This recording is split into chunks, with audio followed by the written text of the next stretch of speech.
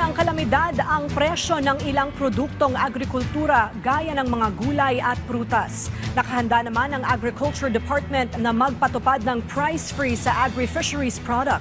Yan ang ulat ni Princess Jordan ng IBC 13. Hindi lang ulan ang pinoproblema ngayon ng mga mamimili, pati ang presyo ng mga bilihin sa palengke, isa na rin sa kanilang iniinda.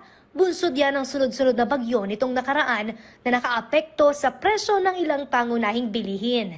Partikular na sa mga gulay na kamatis, repolyo at carrots na higit 100 na ang kada kilo ngayon.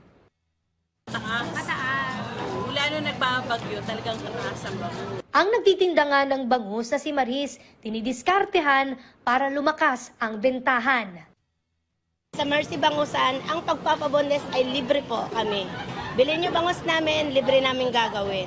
Dahil naapektuhan ng tag-ulan ang produksyon ng bangus, umaabot na sa 300 hanggang 320 pesos per kilo sa ilang palengke, partikular na sa Commonwealth at Kamuning Market. Dito sa Muñoz Market sa Quezon City ay nananatili rin ang mataas na presyuhan para sa kada kilo ng bangus. Dahil ito ay nasa 300 pesos rin per kilo tulad ng ilang mga palengke na ating inikot. Kaya naman ang ibang mga mamimili ay kanya-kanyang diskarte. Bumibili na lang muna sila ng manok o di kaya naman ay karne ng baboy bilang alternatibo doon sa kanilang mga lulutuin. Kaya si Rosita, iwas muna sa putahe na may isda.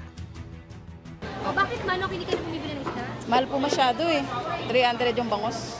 Tapos pag yung hiwa-hiwa, 320. Sa gitna niyan, nauna nang sinabi ng Department of Agriculture handa silang magpatupad ng price freeze sa agri-fisheries product sakaling kailanganin kasunod ng pananalasa ng sunod-sunod na bagyo at ng kasalukuyang bagyong Opong.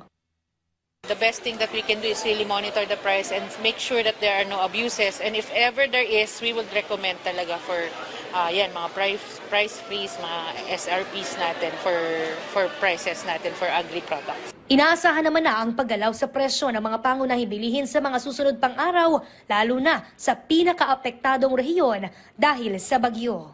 Para sa Integrated State Media, Princess Jordan ng IBC 13.